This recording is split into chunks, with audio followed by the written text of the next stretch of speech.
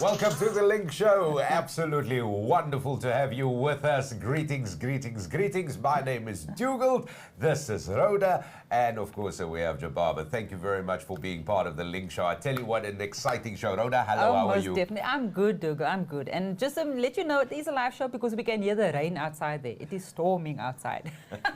Welcome. And it is an interactive show as well. So we're looking forward to your questions and comments because this is where your journey begins. This is where it starts, of course, with the Link Show, and we'll be focusing on all things in relation to Northlink College. Now, it is absolutely amazing when you think about it. We find ourselves already in the back end of June, if you really think about it, which means this year has just simply flown past. And guess what? Northlink College is already preparing, and everything is well and truly underway for the new year that is coming, and especially for registrations. And that is what we're going to talk about. But first, just an interesting point quickly, which is very important. It is the last week of applications, of course, for semester 2, which will actually be closing at the end of this month, June. Then applications for trimester 2 will be closing at the end of July. So those are two very, very important dates, of course, for you to take note of. But we're looking forward because, we're talking about registration applications for the new year. It's so true, Dougal. And you know what, there's always a headache because everybody's always worried about documentation or cut-off dates, because I always stress cut-off dates. I am not even part of this whole process of having put my kids through this process, but I stress about cut-off dates. Very important. It is something to stress about. So what you've got to do is, of course, like and share the show, and definitely share it amongst your friends and everybody else, so where the information definitely goes out to them. But so let's get into it, because there's a lot of things to break down. And as I mentioned to you, of course, today we will be discussing applications for the year 2023. And before we really get into the nitty-gritty, and there's so many things that we need to clarify, of course, we've got all the experts lined up for you who will really give you the rundown of everything. And we're even going to be talking bursaries and funding and all of that, which is all coming during the show. And I know that is a hot topic. But first, welcome to the Link Show. We will be talking to Johan Robinson, who is the Manager Engineering Studies, Ministerial Programs. I'm dying and itching to find out exactly what it is. Johan, good day. How are you doing? Thank you very much for your time, and welcome to the Link Show. Good afternoon, and thank you for the opportunity. Brilliant to have you here with us, Johan. And first, there's the programs are referred to ministerial. Okay, what programs are referred to as ministerial?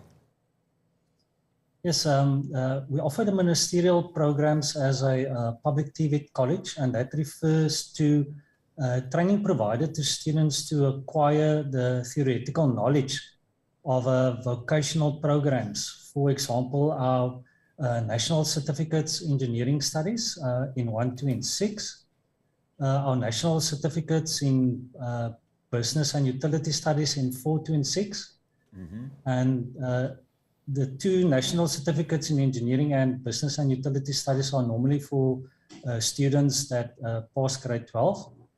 But for our grade 9 students, we offer the National Certificate Vocational, or commonly known as the NCV, level 2 to level 4, in a specific vocational area, engineering or related design, or business and utility studies. And an NCV level 4 qualification is equivalent to a grade 12. Okay, excellent. And Johan, just to be clear, are these one-year courses, trimester courses? How does it work? Okay, the engineering studies, in 1, 2, and 6 is 3 months per level, commonly known as our trimester courses. The business and utility studies in 4, 5, and in 6 are semesterized. So there's 2 semesters per year. And the NCV is a 3-year program. So it's 1 year per level, level 2, 3, and 4. Yeah, and that is the National Certificate Vocational, if I'm not mistaken. So that's brilliant. So we've got a bit of a breakdown there of the acronyms. Thank you, Johan. so just a quick one. This is a term that I'm always hearing, occupational training within the education sector. What is this? What is occupational training? Yes, that is the new buzzword. And occupational training refers to the training that we provide to our students to acquire practical skills in a specific occupation or trade. So where your vocational training is normally offered in a classroom, occupational training is conducted in a workshop at a college campus or in a simulated work environment. Okay. So what have you got to offer in training we offer? So what have you got? Okay, we offer learnerships, apprenticeships, and that is in partnerships with CETUS, the department, and then also employers and industry. And then also the course that we offer to our engineering students is called the competency-based modular training, or CBMT. All right. And I've actually heard that term, CBMT, competency-based modular training. What exactly is that, Johan? That sounds... It sounds complicated, I've got to be honest. Yes, the competency-based modular training prepares the students to be able to be competent in working with, example, hand tools, electronic equipment, machinery, and all other equipment specific to a trade. So there's 3 phases. Phase 1, 2, 3, and then in some instances or in some trades there's 4 phases, where each phase is 3 months, so it's also trimesterized, and then they call it competency-based modular training because the phases are divided into modules, where upon successful completion the student is found competent at the end of a phase. So for example, the practical skills, like I've mentioned, is the using of hand tools, safety in the workshop, and then also the use of a variety of tools and equipment, and that will differ from trade to trade. And then obviously I'm just listening to you now. When you're obviously studying as well, and the experience is that things are changing all the time. The tools are changing. I mean, even if you're just looking at the cars and mechanical, and things are changing all the time. So it's quite, you have to be on top of your game and constantly have to update this on a regular basis? Yes, that is correct. We are now on a huge drive to implement the Fourth Industrial Revolution, or 4IR, here at the college. Oh, wow. We are going to bring in training on coding and robotics. Oh, wow. And we are also in the process of setting up a welding simulator room at one of our campuses. So the new technology, like you said, is important, and we need to constantly update our training to be in line with industry needs. Oh, I'm loving that. And I mean, that's always been an issue, because even at school or another level, there's a lot of institutions that kind of stays behind time. And I must comment to Northlink, you know, you guys always stay up ahead of the times, basically. Well done. Sounds exciting, I got to be honest. So, Johan, we've heard now about learnerships, apprenticeships, and then, of course, trades, which we believe are all offered. Can you just, for the mom, the dad, the high school learner, people listening at this now, could you sort of just elaborate on those terms? Yes, if I can start off with the word trade. That is basically now replaced with the word occupation. Oh, wow. Trade is basically the old name, but the word trade refers to the skills that a person will practice in his own specific job or occupation. Like, for example, the trade of electrician or plumber, carpenter, fitter and turner. And then we also offer the trades of motor diesel mechanic and welder or boiler making. When we think of the word trades or occupations, we normally think of engineering or technical skills. But we mustn't forget in our utility studies that a trade can also be like hairdressing, cosmetology, or even sport coaching. Then in terms of learnerships and apprenticeships, that is a bit different than the vocational training that we offer or the competency-based modular training, because any student can register for vocational training or the practical training. Okay. But when it comes, yes, when it comes to a learnership or an apprenticeship, then the employer is on board. So for a learnership, the duration of a learnership is normally 12 months. And that is an agreement between, in the form of a learner contract between your employer or the student's employer, the student, and then the college. So the college is part of this learnership because it provides the theoretical training and practical training as part of the learnership. And then the other part of the training is done at the student's place of work. Okay. In an apprenticeship, the apprenticeship is normally 3 to 4 years. Wow. It's also for students that's employed who are offered an apprenticeship by a company where, again, the college is part of the agreement by providing part of the training, and then the other part of the training is done at the workplace. So that's normally 3 to 4 years, and then near the end of the apprenticeship, the college then also provide the facility and the management for the trade testing of the apprentices. Okay, so that is basically, because I've always sort of, I always thought like a learnership and apprenticeship, similar, but those are the succinct differences. So thank you very much for putting that out there for us, Johan. So now 2023 is, it's virtually just a few months away, and I suppose everything is coming together. The planning is well underway, so you must be already quite excited, Johan. Yes, we are already in the planning phase for trimester 2 that's starting in August. Planning for semester 2 has been done. So we're looking forward in welcoming our new students and our returning students. Excellent. Oh, beautiful. Johan Robinson, thank you so much for your time on the Link Show. It's been an absolute pleasure talking to you. Thank you very much for coming along, and we wish you all the best as well. So cheers, Johan. Thank you so much.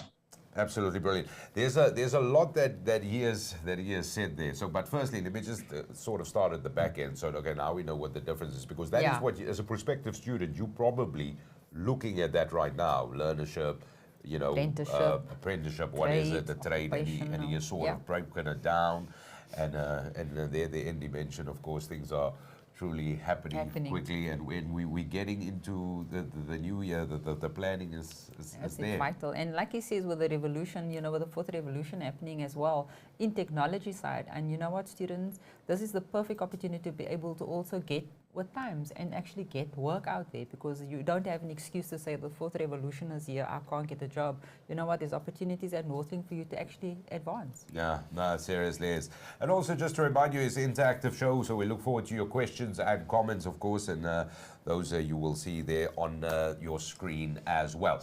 But we move on. So once again, thank you to Johan Robinson, of course, for bringing us down. So now we're going to be talking to who next? Next, it is Miss Candace Jonathan, and she is our Customs Information System.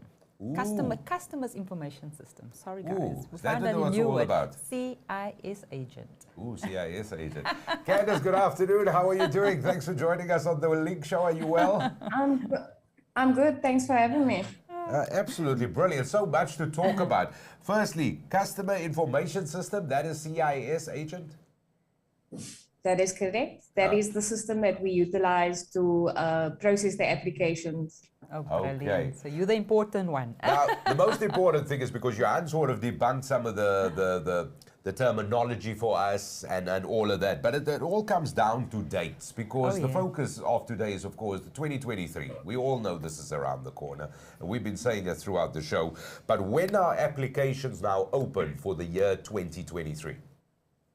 Applications are officially open on the 1st of July for 2023. So that would be for the semester, trimester, as well as the NCV courses that Mr. Robinson mentioned earlier. Oh, wow. Okay, so and that is basically just around the corner, as early as that. Yes. Wow. Oh, Wow. lovely, Wow. lovely. Wow. And then again, I mean, I always stress this, and a lot of parents don't realize this, but just tell the parents and people out there that your June results, am I correct? For matric? Yes, very important is going to be needed when making the applications would be your June results and a copy of the ID. But the June results is very important to complete the application process. And obviously, students out there that's watching, very important, concentrate June, June, June, June. Not waiting for the end of the year, they need to start now already. Yeah. Okay. Especially the current matric students. Oh, yeah, oh, yeah. Perfect. All right, so 1st of July, that is the date everybody's going to remember. That's where things open, okay? And we're definitely going to ask you when it closes, but we'll get to that. But we just want to know when it starts, which is 1st of July. That is what it is. But Candace, so what is the important things to know before you apply at Northlink? What is there that your prospective students should be considering, what they need to know, what mom and dad should be discussing with them? What is important to know? Okay, so firstly, obviously the opening date for applications is the most important because a lot of, especially the matriculants, think that they need to wait for their end results before applying. And then we normally sit with a major problem. So the fact that the applications are opening on the 1st of July is very important. The documents that is needed when applying, as I said previously, the June results as well as the ID. Also that you can apply online. It's very accessible. Turnaround time is it's amazing for you to log into the website and apply online and follow the prompts there. It just makes things so much simpler. Also to know which course, before applying, to know exactly which course you are going to apply for, at which campus it is situated, because the course varies, the campus varies by which course you are going to apply for. Okay. And then also to apply for your bursary beforehand, to go directly to the NSFAS website, it just speeds up the process of your application as well. And then just a quick one. So just some clarity regarding, I'm now a student, I'm not 100% sure what I want to study at Northlink. They need to go to the Northlink website to go and have a look at the courses that you guys offer? That is correct. You can find all our courses there. You can also, if you are not sure and, not getting much headway with the website, which is, it's quite easy, but there are some people, that want to speak to people one-on-one. You can always send us an email to info@northlink.co.za. If you're not sure, if you want any clarity, or if you want more detailed information about any of our courses or how to follow the process. The process. Yeah. Okay. So no, that is easy. So the very first thing that you need to do is obviously then you just need to sign up on the website. That is correct. Okay. It's very basic. You go into the website, you're going to apply. It will ask you to sign up. Yeah. Sign up is just your basic information. Once you've put in your basic information, you'll receive an email to confirm your activation. You will then return to the website where it's a two-part process to basically apply. They will ask for your basic information again. And on the second page, it will ask you to indicate which courses you are applying for. You are allowed to enter two options for applying for a course. And then very important, you will then need to attach your documents, which is again, the copy of your ID and a copy of your results. And we also ask, just to make it easier for everybody, that the documents be in PDF format. Okay. So I just want to make clear on the PDF, because I think a lot of people out there, probably some people don't even know what a PDF or a JPEG or a dot document is.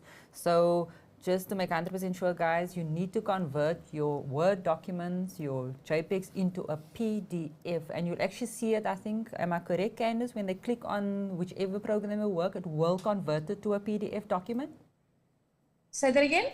I said for the students, there's a lot of people, obviously, I mean, that's first time using or having to submit documents. I mean, we're looking at the students that's leaving now and parents that's obviously not none the wiser, that if it is Word documents or JPEGs, whatever program they're using, they can have button where it can convert it to a PDF Convert format. it to a PDF, yes. Excellent. So they can't send JPEGs, they can't send documents as in the Word documents. It has to be a PDF. It has to be a PDF. Perfect, perfect. Because I think that's where a lot of problems come in, because a lot of people actually just upload a JPEG and obviously it's not going to be accepted and they get frustrated. But in the meantime, it needs to be a PDF. I'm glad you highlighted that because I'm one of those people. This is to be very, very clear. All right, so Candace, so it definitely seems like a very straightforward process. Of course, once you've added your application, and you mentioned right in the beginning that the turnaround is obviously, it's done quite timelessly. It's super quick. What is the advantage of applying online is once you've signed up on the website, you've created a portal for yourself. So at any time, once you have applied, you can actually go back to the portal and follow up on the process. Besides the fact that you receive an SMS every time something changes on your application process, you can also go back to the portal and check the status of your application. Yeah. So when any changes happen, you are welcome to go to the website and check how far the process is. And it all gets going in the beginning of July. Now, and this might seem like a bit of a naughty question, but I am going to ask you. Obviously, I would assume that it's more advisable for people maybe to do so earlier than later, and don't wait till day of cutoff. Because do certain courses fill up quicker than others? I would say so, yes, especially the NCV programs, because of these year programs, people have been waiting quite a while to apply for those courses, as it's only opening in July. So yes, there are courses that fill up quite faster than the others, and I would say business studies. So if you are planning on applying, maybe making life difficult for myself here, but if you're planning on applying, start on the 1st of July. I would say as well, because for me, it's really a case of probably first come, first serve. So you need to jump in there, get your documents ready before the 1st of July. Yeah. And Candace, just to reiterate, because you did touch on it a little bit. Now, the process that is followed once the application has been completed online, what happens next? Okay, so you've completed your application online. What happens then is the application is verified by our staff here, by the CIS department here at the central office.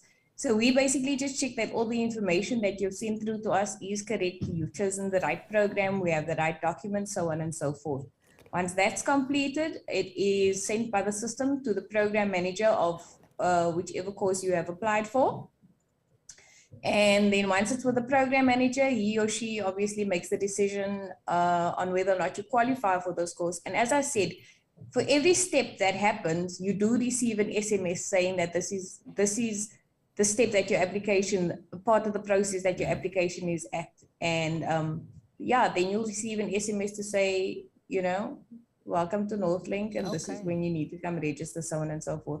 So online is really, almost like with everything else, online is the best way to go at the moment. And then just quick one, and I know we all basically, that is just for everybody to see, that's the screen that you need to click on once you go to the Northlink website, just to click on the apply button as it shows there. And then just a quick one, Candace, for those that obviously don't have or technologically have problems, they can come to your offices and walk in, and as of the 1st of July? Yes, they can. We have staff that will assist them if need be, if they come to the campuses to apply. Okay. So, very important, June results, yes? Yes. June results, and then 1st of July. That is correct. Clicky. Easy. Candace, anything else you would like to add? Anything that prospective students should keep in the back of their mind and consider? Off the top of my head, I can't think of anything, but we are ready and waiting for the 1st of July.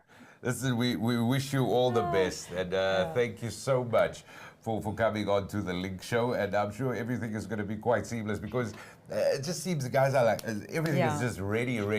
So that is just beautiful. I think just before you go off quickly, because it was something I was reading up earlier, international students, because I mean, we obviously have quite a bit of students also that's internationally that's wanting to apply as well.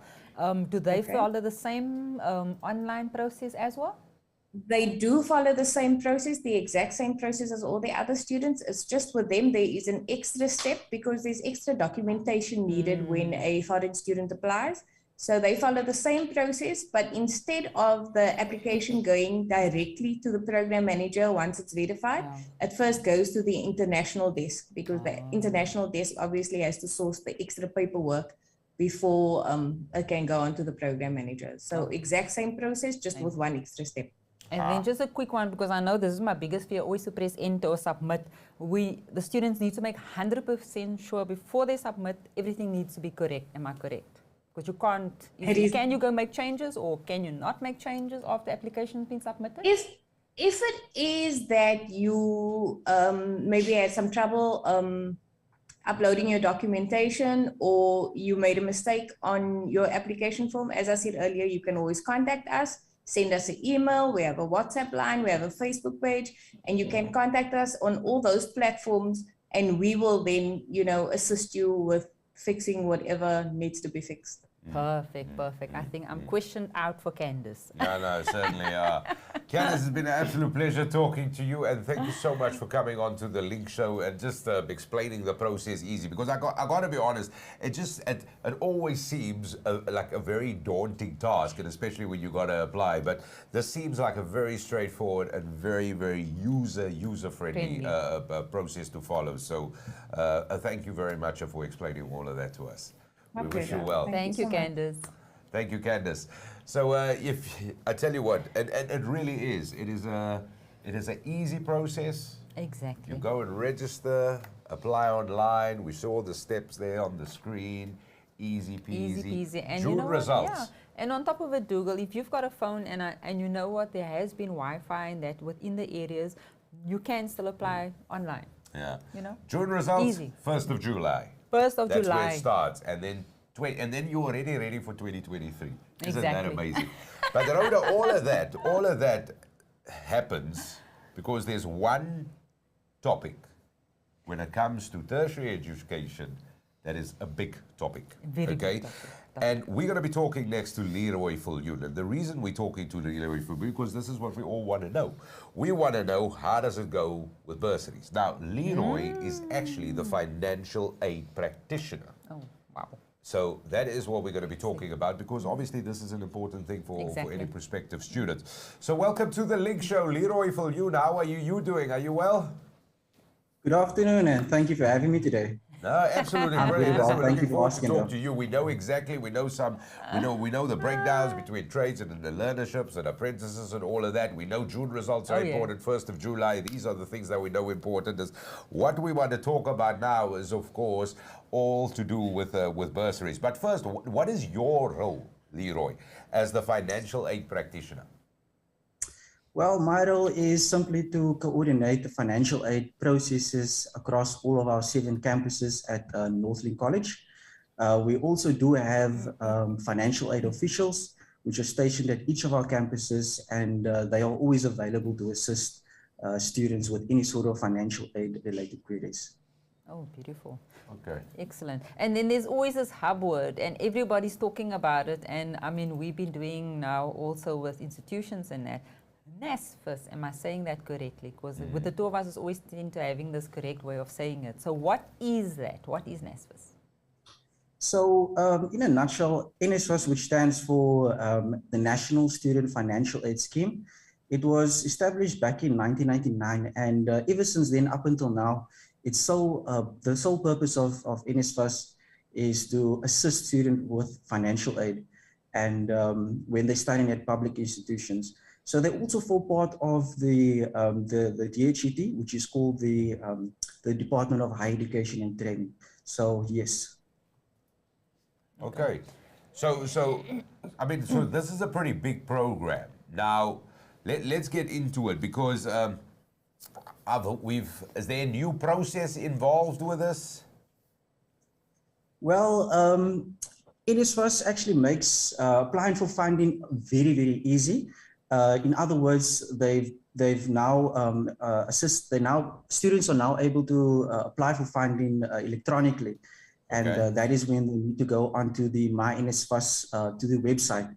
To put it simply, all the student needs to do is they simply need to log on to the NSFAS website, which is nsfas.org.za, and then they can apply as what is known as an online applicant. And here at the college, we do promote students to apply before the time, so that by the time that they come to the college, they will already have an application that is approved. So yeah. Wow. So I'm just looking at the dates now, because now we've got like July, obviously applications happening. Is there a date, or is there still talk of a date coming up as when you can start applying for NSFAS? Well, NSFAS will be, they will be making those pronouncements, but usually the dates are to apply for funding. You usually need to apply a year in advance. So it is usually from July up until the end of November. So that is why we do encourage students to apply beforehand, so that by the time that they do come to the for enrollment, they already have an application.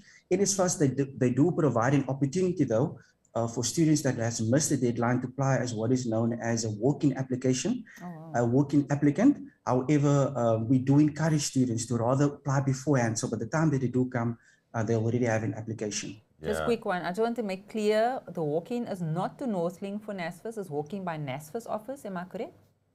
That is 100% correct, yes. And that is, whenever a student applies for a bursary, the relationship is directly with NSFAS, and any sort of communication is directly with NSFAS as well. And not Northlink. Yeah. Okay. So, I just wanted to clear on that one. Yeah, but so it's a very clear thing that that you sort of get the funding thing sorted out first, and then you apply at Northlink as well. That is correct. Yeah, so guys, there you have it. You got to do it. Now the big question is, who now can apply for this funding? I mean, what are the prerequisites, the requirements? What must I mean, if it comes to... Well, this is the fun part though. All South African citizens, they may apply for the NSFAS bursary and funding, provided that they apply for an approved qualification, such as what my colleague Johannes previously mentioned, the ministerial programs, which is the PLP, the NCV, and also the native programs as well. For new applicants that is wishing to apply, they will need to be financially needy. NSFAS will determine if they are financially needy or not, and they will usually check this through the financial eligibility criteria. Okay. The processes that they have on their side. For students that are already in the system, which are called continuing students, they will need to prove themselves academically. In other words, with Northlink College students, which is the NCD students, they would need to pass a minimum of 5 subjects out of the 7. And for the native program students, they will need to pass a minimum of 3 out of the 4 subjects. So yeah. Okay. Now, the one, if you are successful in your application, do you have to pay it back? So if you are successful with an application and you do not need to pay any of the monies back to NSFAS, because this is a bursary. I just had to double check, sir. Sounds better already. I just had to double check. That sounds brilliant. I just wanted to make 100% sure regarding the maximum threshold, up to what amount, and obviously families, because I think this is quite a question, because we're not sure which families can actually apply where thresholds are concerned. Of course, that's a great question. So NSFAS, they do make this known on the posters and through the social media pages, that in order to apply for the bursary, you would need to, the family household income needs to be less than 350,000 Rand per annum. Okay. And so that is the determination on who qualifies when it comes to financial neediness. Oh, perfect. All right, okay. So now I've got basically I've applied, I've got my, you've applied for the NSFAS funding, then basically at this stage, what is next for me as a student? Okay, so after you've already applied, what comes next is very simple. So all you need to do is you'll just need to track your application by simply logging into your profile. what we do encourage students to do is to regularly check the profile. So in case NSFAS requires any sort of additional information, such as perhaps maybe there's outstanding documents, the students can actually log onto the profile and submit submit those documents on the My NSFAS profile. Yeah. Oh, Okay. perfect. Okay. Can I ask you something? Say I'm a student now, and I mean I'm looking at, especially when we were told at the beginning of the program that some of the studies is 3 to 4 years. Then say 2 years or 3 years into that, my father or my mother loses a job and that, and obviously at this point I can then also apply for NSFAS? Yes, you can definitely apply for NSFAS. Yes, NSFAS. Remember, at the end of the day, NSFAS basically they cater for students that are in financial need. So if that is your circumstances and you do meet the financial eligibility criteria, you are more than welcome to apply. Okay, perfect. And just to be clear, you go to NSFAS's website to start the process. So they'll need to go to the NSFAS website, which is nsfas.org.za. Okay. Perfect. Easy Perfect. peasy. That is it. And then, of course, if anybody, and I mean, you there as well, Leroy, so you can always take somebody by the hand and just explain to them. They can contact you as well. And you will also guide them during this process. But of course, they can definitely do so. So yes, so they can always come here to the college, and we can definitely explain to them exactly how does the process work. We are more than welcome to assist them at any point in time. Yeah. Beautiful. But the big thing that we want to take from this is to get that ball rolling with the NSFAS application, to get that ball rolling before you start off with your applications with Northlink, just to get that done on that side. That is the big takeaway that we want to do. That is 100% correct, yes. Oh, that has been absolutely brilliant, and it sounds lekker. Definitely. My new word. So Leroy, thank you so much, man. Thank you so much for coming on to the Link Show. Thank you for talking to us and for making things so wonderfully simple and just explaining it so wonderfully to us. So thank you very much for your time, sir. Thank you. Thank you for having me today. Big pleasure. Pleasure. That is Leroy Viljoen, of course, Oh, wow. and he's the financial aid practitioner with Northlink. So Northlink. absolutely brilliant, because there he sort of guided you through it, Exactly. given you the things. So the big things we know is there is a threshold, there is a criteria that the NSFAS, sort of judges by. So one of the things is South African citizens only, that I know we mentioned. Exactly. 350,000 per annum household per year income, which is another threshold. Exactly. So these and all that information will be available for you. So it's www.nsfas.org.za. And the one thing he said is get the ball rolling already. Exactly. And you know what? I actually want to emphasize this as well, Dougal, because it's like I know we've had this conversation already, where a lot of students tend to look at themselves and look at their family situation and can't see themselves actually studying. And many times there's a lot of things or something they want to do, they want to go study, but then finances always hold them back. Then NSFAS is telling you, you know what, 350,000 a year? If your family don't fall within their brackets, you know what, go for it. There is nothing for me at the end of the day holding you back on making your dreams come true. Yeah. And this Easy as is that. You know what, you're absolutely right. This is the beautiful thing. So it all starts here. So we all know now that there is a financial aid opportunity for you. So there's absolutely no excuse. And then, of course, the one thing that Candace reiterated as well the whole time, remember, 1st of July, everything gets underway. So make sure you do that. And yes, you can apply with your June results, which is the big thing. Johan, of course, explained all the differences between all the courses and what you can expect, and really breaking down some of those acronyms for us. So really, this is what the show is all about. So your journey with Northlink, your tertiary institution of choice, starts here. And we've given you all the information here on the Link Show. And we've seen some questions, of course, and those questions are being answered as we speak. So thank you very much. But the big thing is you got to like and share. So big things to take out of this. 1st of July, things start. For registration for the year 2023. And remember, at the end of June It is the second semester that closes, and then the end of July, the trimester would be closing. That is for this year. And then, of course, for new registration for the year 2023, it all starts on the 1st of July. That is right. And keep an eye open on the NSFAS website so to see when you can start applying for that funding as well. Yeah, and it's as easy as that. Of course, visit the Northlink website for all the details you need to know.